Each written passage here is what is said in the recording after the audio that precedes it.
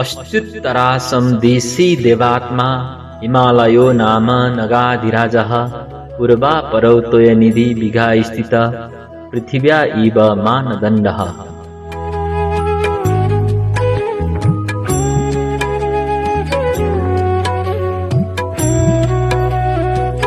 अर्थात उत्तर दिशामा अवस्थित हिमालय पर्वतमा शिव र शक्ति विराजमान हुनुहुन्छ।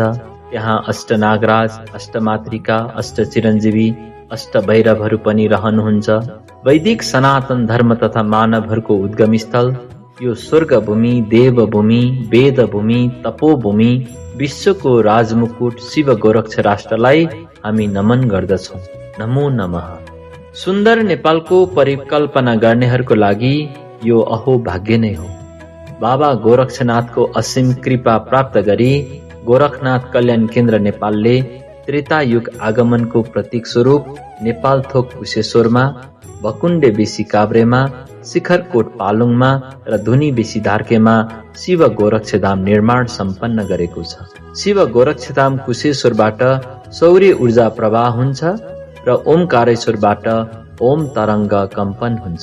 त्यसै गरी गोरक्षधाम पालुङबाट वायु ऊर्जा प्रवाह हुन्छ भने गोरक्षधाम धार्केबाट धरतीको ऊर्जा प्रवाह हुन्छ। यी शिखर शैलीका शिव गोरक्ष मन्दिरहरूका अलौकिक ऊर्जाले सम्पूर्ण मानवहरूको चेतनामा शुद्धिकरण ल्याई विश्व शान्ति स्थापना गर्नेछ। स्मरण रहोस्, मन्दिरहरू 3 किसिमका हुन्छन्: शिखर शैली, प्यागोडा शैली र स्तूप शैली। शिखर शैलीका मन्दिरहरूमा शिवजी निवास गर्नुहुन्छ। छानामाथि छाना हुने प्यागोडा शैलीका मन्दिरहरूमा मातृशक्ति देवीहरू रहनुहुन्छ र बटुको गोप्टो परेको जस्तो स्तूप शैलीमा भने सिद्ध महात्माहरू रहनुहुन्छ। शिव गोरक्ष धाम चाहिँ सधैँ शिखर शैलीमा निर्माण हुन्छ र प्राङ्गणमा सबै देवी देवताहरू रहनुहुन्छ। त्यसैले शिव गोरक्ष धाम भनेको सर्वधर्म मण्डलः अर्थात् सबै सम्प्रदाय, सबै जात जातिको साझा मन्दिर हो। अनि नेपाल राष्ट्र चाहिँ वेद भूमि तथा मानवहरूको उद्गम स्थल भएकोले यहीँबाट सबै दैविक ऊर्जाहरू सञ्चालित। धारामा पानी धमिलो आउँदा हामी पानीको मूल स्रोत सफा गरे जस्तै विश्व शान्तिको लागि सम्पूर्ण मानवहरूको उद्गम स्थल नेपालमा नै दैविक ऊर्जाहरू शुद्धिकरण गर्नुपर्ने हुन्छ। यही अपरिहार्यतालाई महसुस गरी विश्व शान्ति हेतु लामो सागु बसन्तेश्वरमा पनि शिव गोरक्षधाम निर्माण गरेका हौं।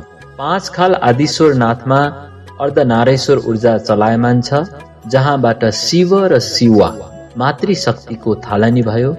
अनि राजशक्ति सञ्चालनको लागि गोर्खामा दिव्य मन्दिर निर्माण हुँदैछ भने सम्पूर्ण दैविक ऊर्जा सञ्चय गर्नको लागि रुद्राक्ष भूमि सिद्धिपुर भोजपुरमा शिव गोरक्षधामको संकल्प गरेका छौं। शिव संकल्प मस्तुको मनोभावमा यस दिव्य कार्यको लागि पत्रम पुष्पम फलम गरेर सबै गोरख भक्तहरूले साथ दिनुभएको छ। तर यसको पुराका पुरा परिकल्पनाकार चाहिँ अनन्त प्रसाद खनालज्यू हुनुहुन्छ।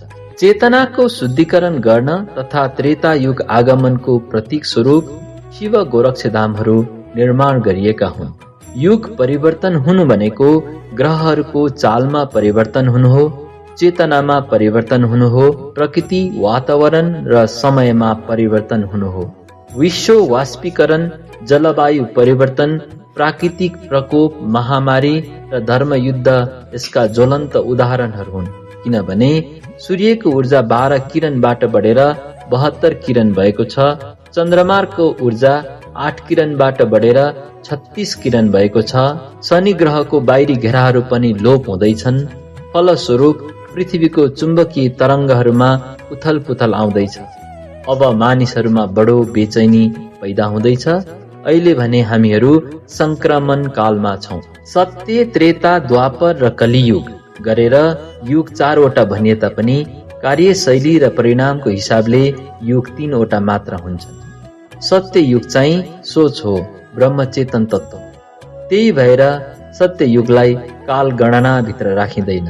जसरी मेष राशिदेखि सूर्य घुम्दै गएर फेरि मेष राशिमा प्रवेश गर्न 354 दिन लाग्छ र हामी 1 वर्ष भन्दछौँ।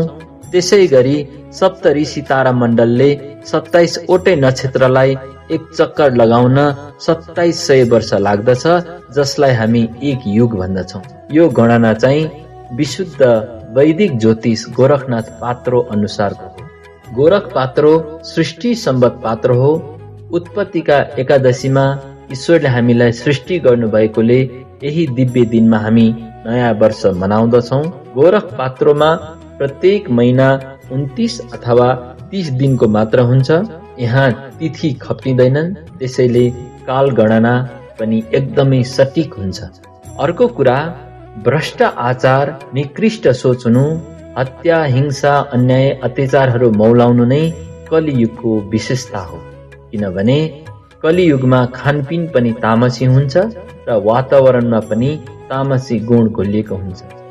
न हावा शुद्ध न पानी शुद्ध, कोलाहलभित्र रोँदैछन् बुद्ध भन्ने जस्तै स्थिति त सबैलाई अनुभूति गरेकै हो, होइन र?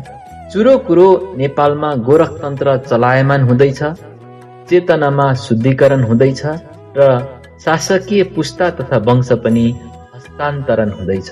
पोखराको पुम्दी भुम्दीको डाँडामा बाबा गोरखनाथ अचानक प्रकट भई पृथ्वीनारायण शाहलाई तिम्रा 11 पुस्ताले शासन गरून् भनेको कुरा इतिहास साक्षी छ। जे होस्, अब हामी त्रेता युगमा प्रवेश गरेका छौं। छिट्टै नै नेपालमा सूर्यवंशी महाराजाको उदय हुनेछ। वैदिक सनातन धर्मको रक्षा गर्दै समुन्नत गोरख अधिराज्य नेपाल निर्माण गर्नु नै सूर्यवंशी महाराजाको परम धर्म कर्तव्य हुनेछ। विश्व शान्ति हेतु अहिले गोरख ऊर्जा सब जनको चेतनामा प्रवेश भए। शिव ही गोरख और गोरख ही शिव है, अर्थात स्वयं शिवजीको मानव रूप नै बाबा गोरखनाथ हुनुहुन्छ। उनै शिव तत्व, तर ज्योति स्वरूपमा शिव, जलमा प्रकट हुँदा नारायण, नर भनेको जल र एण भनेको प्रकट हुनु। नर एण, नर एण नारायण र मानव रूपमा प्रकट हुँदा गोरक्षनाथ भनी जान्न। उहाँकै राष्ट्र भएकोले हाम्रा प्रत्येक मुद्राहरूमा गोरखनाथ अंकित छ। उहाँकै राष्ट्र भएकोले आदिमकालदेखि नै गोरख मुद्रा, गोरख पात्रो प्रचलनमा छ र गोरख झण्डा फरफराइरहेको छ। तथापि यो राष्ट्र कसको हो भन्ने बारे बेखबर छन् विचराहरू। विडम्बना, बाबा गोरखनाथको असीम कृपाबाट प्राप्त यो गोरक्ष राष्ट्रलाई चिन्ने नेपालीहरू नै, नेपालभित्र नै नेपालीहरू खोज्नु परेको छ चारै चित्त। तर खुसीको कुरो, सबै गोरख भक्तहरूको साथ सहयोगले यी दिव्य शिव गोरक्ष धामहरू निर्माण भए। सपनालाई आकार दियौं, सुन्दर मनहरू बटुलेर दिव्य मन्दिर बनायौं, पूर्ण विजय भयो। युग परिवर्तनको प्रतीक स्वरूप दिव्य धामहरू बन्नु नै हाम्रो अहोभाग्य हो। यिनै दिव्य गोरक्ष धामको ऊर्जाले चेतना शुद्धिकरण हुनेछ र राष्ट्रप्रेमी नेपालीहरू जाग्नेछन्। नेपालमा समृद्धि र शान्तिको मुहार फेरिनेछ। अन्तमा चाँदीको हार जस्तै टल टल अटल हिमाल, देवभूमि वेदभूमि ऋषि मुनिका तपोभूमि नेपाल। चाँदीको हार जस्तै टल टल अटल हिमाल, देवभूमि वेदभूमि ऋषि मुनिका तपोभूमि नेपाल। बिहान उठ्ने बित्तिकै हिमाल देख्न पाइयोस्, यी हातहरूले गोर्खा साम्राज्य लेख्न पाइयोस्।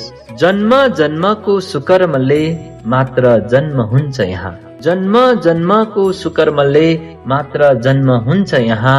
गोरक्ष भूमि बाहेक शुद्धि र सिद्धि मिल्छ का? पार्टी होइन मेरो देश भन्ने बुद्धि पलाओस्, पार्टी होइन मेरो देश भन्ने बुद्धि पलाओस्। सूर्य तारा चन्द्र अंकित झण्डा छिटै फरफराओस्। मान्छेहरूको हुलमा म देवत्व रोजिरहेछु, नेपाल भित्र नै म सच्चा नेपाली खोजिरहेछु। मान्छेहरूको हुलमा म देवत्व रोजिरहेछु, नेपाल भित्र नै म सच्चा नेपाली खोजिरहेछु। जय गोरख।